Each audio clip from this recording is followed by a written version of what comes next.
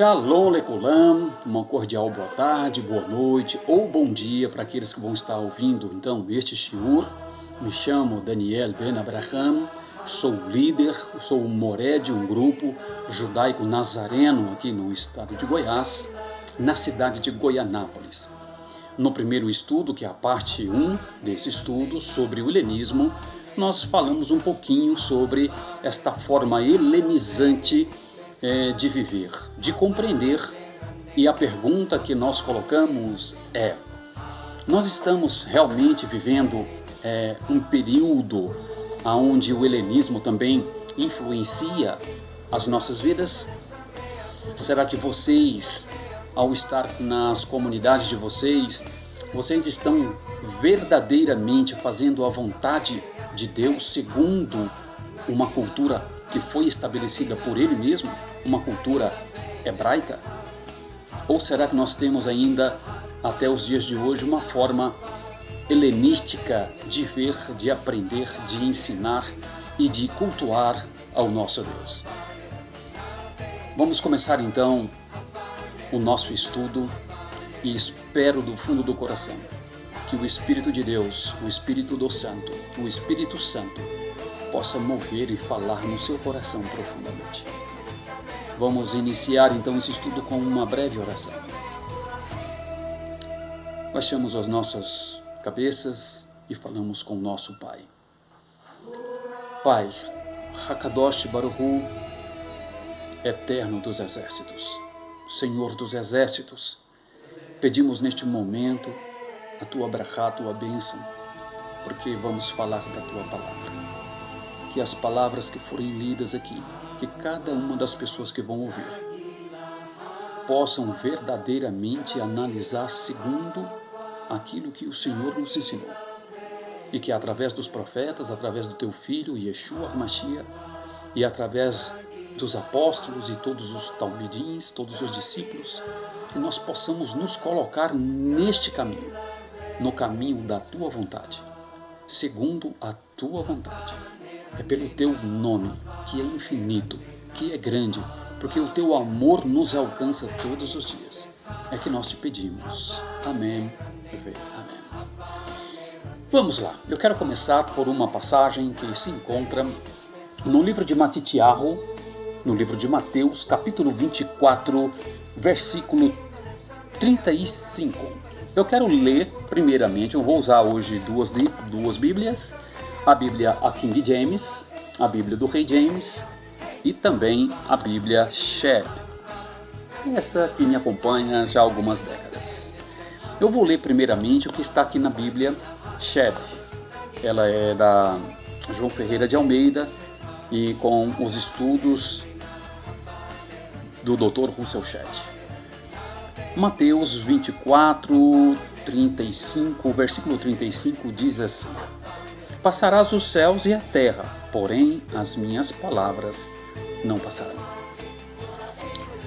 Ao analisar essa passagem, precisamos de entender dentro do seu contexto original o que significa palavra. Existe uma Bíblia que ela é muito interessante, ela chama-se Palavra-Chave. Ela tem um dicionário em grego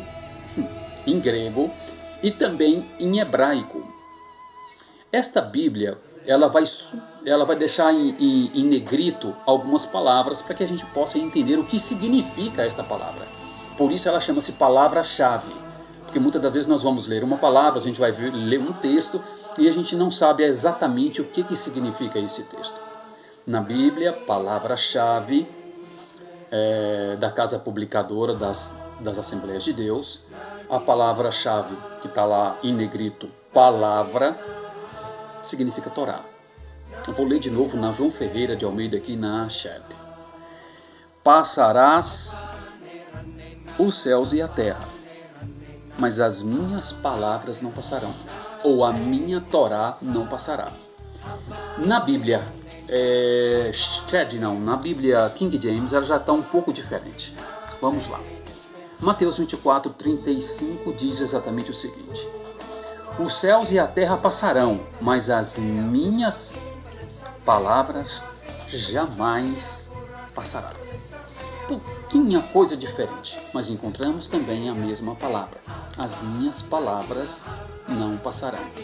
As minhas palavras é Torá, que significa instrução ou lei. Muito bem. É bom enfatizar essa questão, porque dentro do nosso conceito hebraico, a palavra que é instrução e que é lei, ela não passa. Porque essas instruções foram dadas pelo próprio Deus.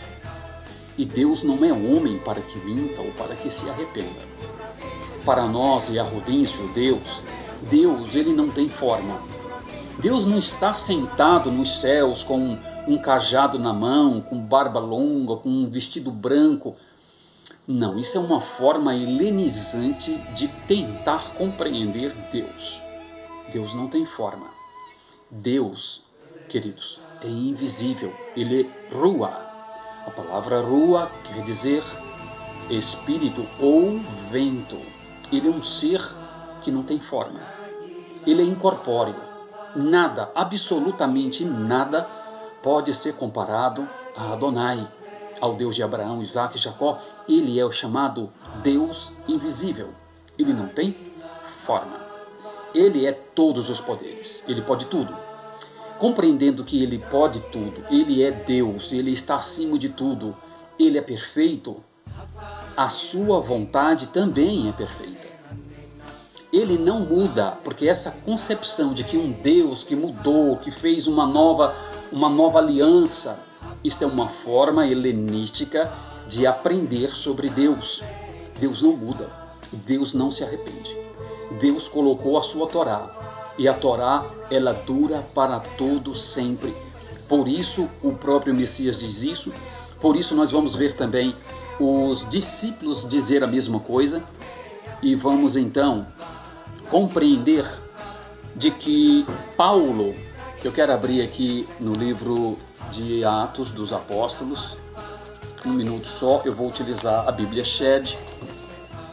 Algumas pessoas com um costume helenístico diz que Paulo pregou uma nova religião ou criou o cristianismo, porque o mestre também tinha ensinado isso e eles, com os ensinamentos do mestre Yeshua, eles também deram uma sequência a esses ensinamentos, a essa nova interpretação da palavra de Deus, ou até mesmo uma nova maneira de andar, de cultuar, de entender as Sagradas Escrituras.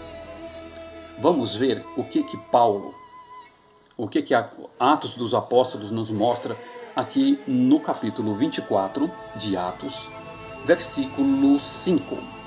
Primeiramente, nós compreendemos que o Messias, o Filho de Deus, ele é a expressão, a vontade de Deus. Para nós, Yahudins, eu ensino para esta congregação e todos aqueles que entendem a palavra de Deus no seu contexto original, compreende que Yeshua, conhecido no cristianismo por Jesus, ele é a vontade plena de Deus. Por isso nós chamamos ele de Torá viva. Vamos lá. Este Messias ele veio ensinar a Torá viva de uma forma diferente. Porque naquela época tinha algumas pessoas que falavam da Torá, falavam de muitas coisas da Torá, mas não praticava a Torá. Porém, o Messias ele falava da Torá e vivia exatamente como a Torá nos recomenda, como a Torá nos ensina. Por isso ele é a Torá viva. Ele deixou uma seita. Foi entendido naquela época que tinha um grupo seleto, um grupo de pessoas particulares e únicos que praticava esses ensinamentos. Por isso é chamado de seita. Depois eu sugiro que vocês busquem aí no dicionário o significado da palavra seita. Tá? Muitas pessoas referem que os adventistas são seita, que inclusive os judeus nazarenos e tantos os outros, é uma seita. E eu tenho algo para falar para vocês. Você que está me ouvindo neste momento, que pertence a qualquer instituição religiosa, que seja ela, eu vou citar aqui alguns nomes, mas é só para vocês entenderem o que é seita. Seita é um entendimento particular de um grupo. O ministério da Assembleia de Deus é uma seita. Adventista também é um grupo que é seita. Deus é Amor também é uma seita. Todo grupo que tem uma visão particular e determina e ensina essa particularidade é uma seita. Agora, precisamos de entender se esta seita, se ela está de acordo com a palavra de Deus, se nós estamos vivendo segundo este livro sagrado. Porque até mesmo o Filho de Deus foi compreendido que ele veio com uma seita, com um ensinamento particular, uma forma diferente de viver, de ensinar, de falar. E é isso que nós vamos ver aqui agora no livro de Atos, capítulo 24, versículo 5, que diz o seguinte. Está falando sobre a respeito de Shaul, Paulo. Versículo 5 do capítulo, vou falar mais uma vez, do capítulo 24 de Atos, versículo 5 diz o seguinte. Porque sendo nós verificado por estes homens, como nós promovemos e também nós seduzimos entre os judeus que estão espessos pelo mundo, e também somos acusados de ser o principal agitador da seita dos nazarenos. Veja bem que aqui eles estavam falando de homens que estavam promovendo, inclusive dentro de Jerusalém e fora de Jerusalém, um ensinamento chamado Seita dos Nazarenos. Por que Seita dos Nazarenos? Porque é através de um homem, o Netzirim, o Nazareno, o mestre, o nosso mestre, ao qual nós seguimos, foi chamado de seita. Então Paulo e todos os discípulos e todos os apóstolos que seguia, que fazia exatamente aquilo que o mestre, o Messias ensinou, foi chamado de seita. Ok? Vamos a mais uma passagem, ainda no mesmo livro de Atos, no mesmo capítulo 24, agora versículo 14, que diz o seguinte: porém confesso-te que segundo o caminho que me chamam seita, assim eu sirvo a Deus, ao Deus de nossos pais, acreditando em todas as coisas que estejam de acordo com a lei. Olha só, que esteja de acordo com a lei que nos foi escrito pelos profetas. Paulo praticava as leis, Paulo fazia parte dessa seita, depois que teve um encontro com o próprio Messias, que perdeu a visão, então ele passou a também fazer parte desta seita. E hoje deixo um pedido no ar. Se tem alguém que deseja andar segundo os passos do Mestre, segundo os ensinamentos, a vontade de Deus, é só seguir o Messias e fazer exatamente do jeito que ele ensina. Lembre-se, de acordo com os conceitos hebraicos, não segundo um conceito helenístico, e nós vamos falar um pouco mais sobre isso. Nós vamos entender e compreender de que Paulo, ele andava atrás das pessoas, tanto judeus quanto gentios, ensinando a Torá. Ele esteve em 2 Timóteo, nós vamos ver que ele estava na Europa, e tinha uma pessoa na Europa conhecida como Lloyd. Ela não era judia, ela inclusive era grega, se eu não me engano, acho que ela era grega, era uma gentílica, era uma gentil, e ela aceitou os ensinamentos desta seita, os ensinamentos do próprio Yeshua. Então, ela estava inserida dentro de um costume e começou a praticar outro costume segundo a palavra. Ok, eu quero colocar aqui algumas diferenças entre o conceito grego-romano e o conceito hebraico. Vejamos como que é interessante a forma do contexto helenístico. Dentro de um conceito helenístico, queridos, nós vamos compreender e ver de que Deus faz uma nova aliança. E isto não é verdade. Ele não fez um novo pacto. Ele não fez uma nova aliança, melhor dizendo. Ele renovou a aliança anterior. Ok? É uma grande diferença de renovar o pacto e de fazer um novo pacto. Quando os cristãos dizem, nós vivemos uma nova aliança, desculpem, mas esta maneira está completamente equivocada e fora da palavra.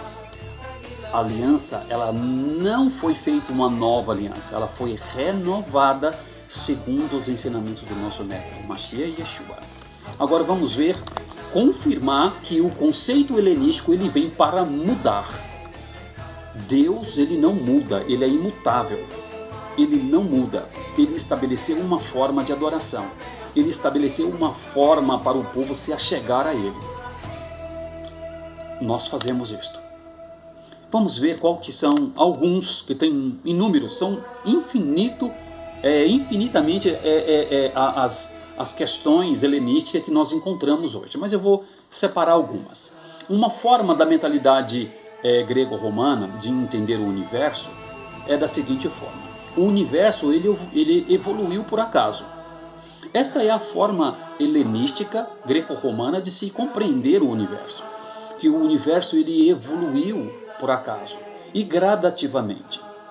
O homem veio de um primata e até chegar à forma erectus que nós estamos vivendo hoje, um homem capaz de fazer instrumentos maravilhosos. Isto é uma forma greco-romana de compreender as coisas. Vamos entender qual é a mentalidade hebraica? Na mentalidade hebraica, o universo foi criado por Deus. Simples. O universo não veio de mutação, não veio por acaso, que foi, o homem veio de um primata, Não, nada disso. Inclusive, eu sou professor de história. Eu ensino isso no primeiro ano do ensino médio. Só que eu ensino os dois lados. O lado evolucionista e o lado do criacionismo. E deixo bem claro, ali eu sou apenas o professor e formador de opinião. Os meus alunos também são preparados para ser formadores de opinião. Eles vão analisar aquilo que tem mais coerência. Vamos para uma outra forma de entender essa mentalidade greco-romana. A mudança, ela traz progresso. Para a mentalidade hebraica, a mudança é ruim, porque ela quebra as tradições, ela quebra o bom costume, ela muda. Basta apenas analisarmos nós que temos de 30 anos para frente, como que foi a nossa criação e como está sendo a criação hoje. As mudanças estão sendo benéficas? Eu vou deixar vocês responderem. Mais uma outra forma greco-romana de compreender as coisas. Na forma greco-romana, a competição ela é boa. Na mentalidade hebraica, a competição é má. Ela nos leva a competir uns com os outros. Na mentalidade hebraica, melhor do que competir é compreender e ajudar seus inimigos. Entretanto, essa questão de competitividade, ela está fora do conceito do contexto hebraico. No contexto hebraico, a competição é má. Nós procuramos compreender e ajudar o nosso próximo. Na mentalidade greco-romana, o universo é o centro dos homens. Na mentalidade hebraica, o universo ele centraliza Deus e a sua existência. Deus é o centro. Porque se nós entrarmos no universo, a terra, o homem como centro de tudo,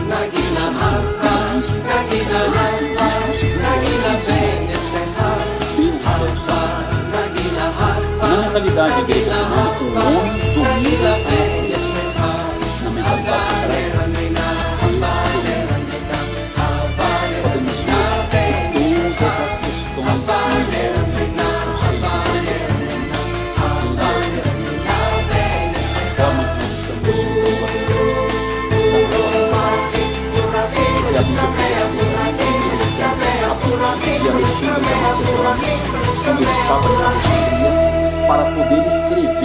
a Torá na sua língua original, que seria o grego. E nós temos aqui a primeira vez que a Bíblia foi escrita numa língua fora da língua santa, a língua Kadosh. Algumas pessoas até dizem: vocês não precisam de estar falando essas palavras. Sabe por que nós falamos as palavras em hebraico ou dentro do seu contexto original? Porque a Bíblia foi escrita em hebraico. Ela foi escrita para um povo. E nós vamos para um lugar onde é uma só nação e um só povo. Quero que vocês façam uma conjectura.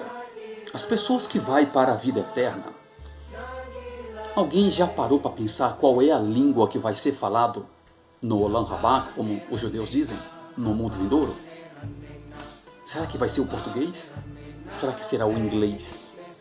Ou será o francês? O alemão? Acredite, não é esta língua que falaremos no mundo vindouro. Falaremos o hebraico, a língua Kadosh, santa. Foi escrita numa língua santa para um povo separado. Como já disse, um povo que é chamado Meninas dos Olhos de Adonai. Nós chamamos Yeshua de Yeshua porque esse é o verdadeiro nome dele. Foi dado pelo próprio Pai. Nome é nome. O meu nome é Daniel, aqui no Brasil, nos Estados Unidos, no Afeganistão, no Cazaquistão, no Uzbequistão, na Inglaterra, no Japão, em Israel. O meu nome é Daniel. Nome próprio não muda. Então nós não podemos mudar o nome do nosso mestre ou de qualquer outro profeta, porque sofreu influência helenística. Não, isso está errado. Podemos até comparar um jogo de futebol narrado por Galvão Bueno. Galvão Bueno, quando ele vai narrar um jogo da Tchecoslováquia e dos Estados Unidos, ele não chama nenhum jogador por apelido. Ele chama ele pelo seu nome. Seja o nome qual for, ele chama pelo seu nome, porque é nome próprio. Vamos seguir. Precisamos de compreender de que Deus é imutável. A sua vontade e a sua lei dura para todos.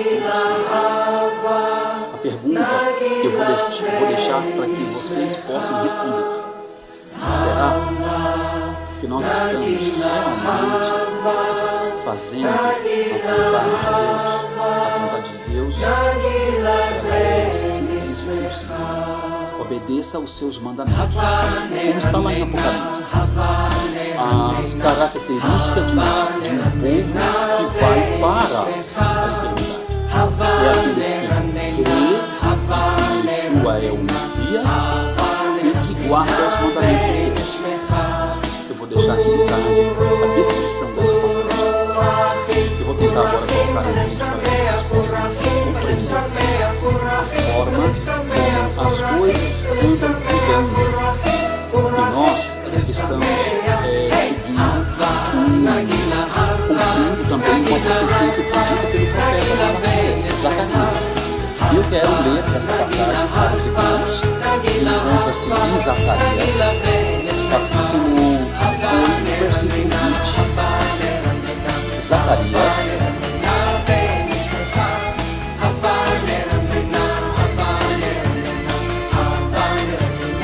Zacarias, capítulo 8, versículo 20. Zacarias, capítulo 8,